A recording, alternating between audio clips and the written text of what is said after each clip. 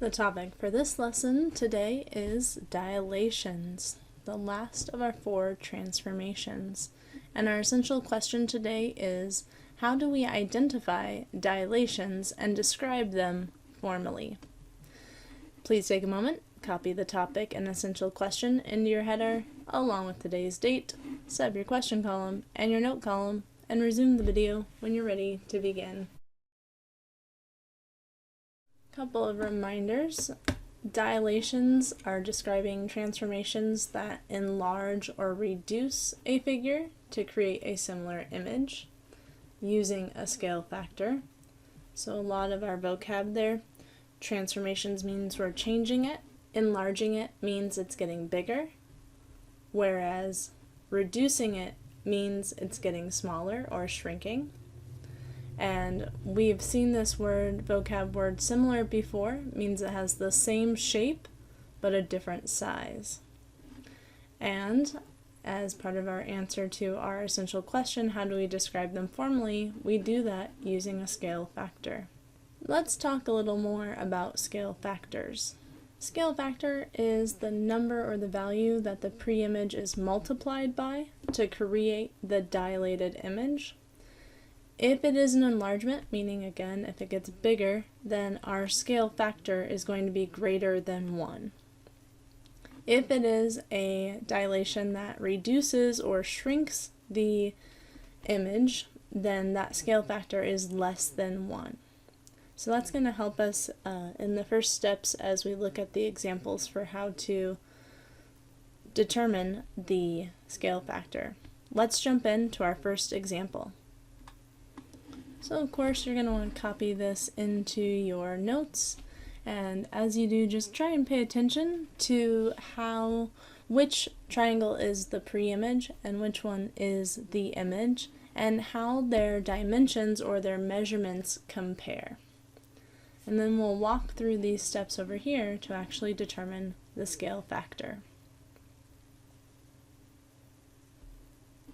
Alright, so if you said that triangle ABC here on the right is the pre-image, I'd agree. We know this triangle over here with the prime notation, A prime, B prime, and C prime. This is our image because of that prime notation. And so the first thing you always want to notice after a dilation is decide, did it enlarge or reduce? So from our pre-image here, is the image bigger or smaller? Go ahead and circle your answer here. Okay, we see that it was enlarged. It definitely got bigger. So to find our scale factor, we just compare corresponding line segments. So if I start with AB as a line segment, I'm going to compare it to A prime, B prime, so the matching edges of the shape. So we just first find what is this distance. So from A to B, it's a unit of 2. And from, let's see down here, what is it from A prime to B prime? I see 3 units there. Do you agree? Alright. So now it says, okay, now set up a fraction to compare them. Let's go ahead and do that. So here's what it would look like to set up. This is our example, so we always put the line segment for the image in the numerator. So I put line segment A prime, B prime. I labeled that here. And it was 3 units long, so I put a 3 in the numerator. The pre-image, the original, always goes on the denominator in the bottom, so that A to B was 2. So we see 2 in the denominator.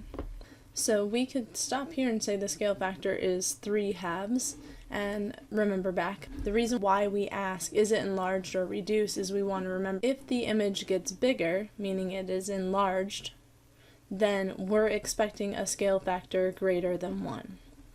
Well, we have an improper fraction here, 3/2 or 3/2, and it is larger than 1, and if we wanted to prove that, we could divide that out.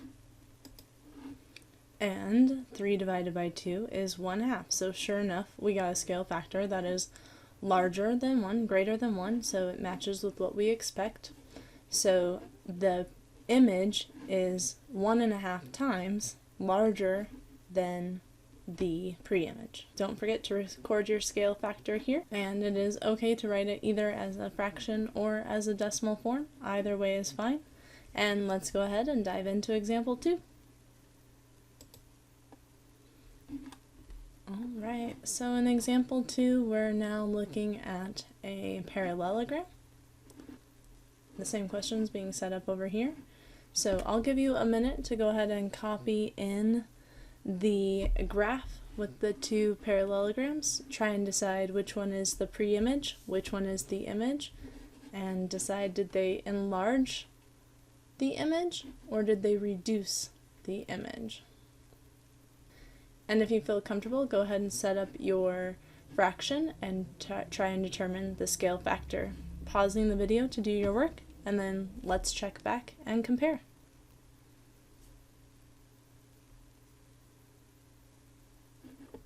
Okay, so looking at the points that are labeled on this top parallelogram, I don't see any prime notation. It's just parallelogram A, B, C, D. So this is our pre-image.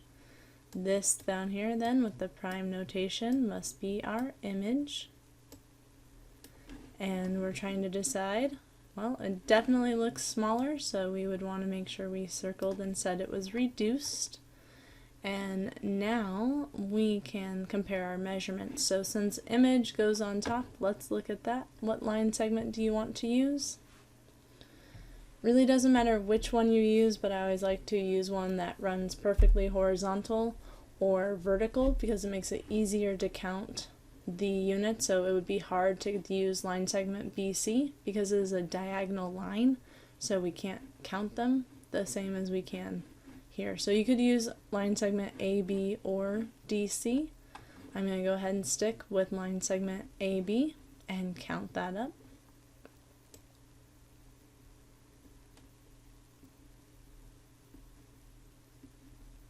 So I'm 5 here so far. 9, 10. So I'm getting 10 units for AB. And corresponding side, so I have to make sure I use the same matching side on the image, A prime to B prime. It looks like 2. Now we're ready to set up our fraction, just as they're showing us here on the side. So here I have it. Line segment A prime to B prime was 2 units. And line segment AB was 10 units from the pre-image. So 2 to 10, or 2/10, and always with fractions we want to reduce that. And if you want to take it a step further and turn it into a decimal, go ahead and do so. So 2/10 dividing both the numerator and the denominator by 2 gets me a fraction of 1/5 in its simplest form.